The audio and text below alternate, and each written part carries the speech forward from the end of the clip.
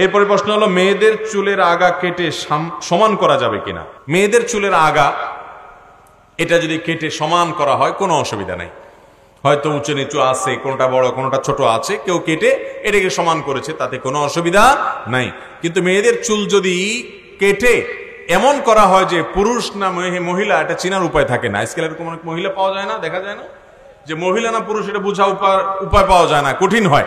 তো এরকম যদি হয়ে যায় তাহলে মনে রাখতে হবে লাআনাল্লাহুল মুতাশাব্বিহাত মিনান নিসাই বির-রিজাল, ওই মহিলাদের প্রতি আল্লাহর লানত বর্ষিত হয় যারা পুরুষদের বেশ ধারণ করে। আবার ওই পুরুষদের প্রতি আল্লাহর লানত বর্ষণ হয় লাআনাল্লাহুল মুতাশাব্বিহিনা মিনার-রিজালি বিন-নিসা, যে পুরুষরা মহিলাদের বেশ ধারণ করে। আজকাল দেখবেন কিছু পুরুষ আছে মহিলাদের মতো সাজতে চায়, দেখবেন যে পাঞ্জাবির সাথে একটা ওড়না আছে, আরে পাঞ্জাবির সাথে আবার ওড়না লাগবে কেন?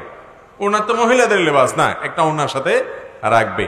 আবার দেখা যায় মেয়েরা টাকনোর নিচে পাজামা পরবে, তো ছেলেদেরকে দেখা যায় তারা টাকনোর নিচে পাজামা পরে, মেয়েদের মতো চুল রাখে, আবার মেয়েরা ছেলেদের মতো করে, অর্থাৎ উল্টে যাচ্ছে। কারণ শয়তান জানে যে ছেলেদেরকে যদি মেয়েদের বেশভূষা ধারণ করা যায় আর মেয়েদেরকে যদি ছেলেদের বেশভূষা ধারণ করা যায় তাহলে জাহান্নামে নেওয়ার পথ সুগম হবে, সহজ হবে। ভাইরা আমার, সেজন্য বিষয়ে সাবধান থাকতে হবে। তবে এমনিতে মেয়েদের চুলের আগা কাটলো সমান করার জন্য, তাতে কোনো অসুবিধা নাই।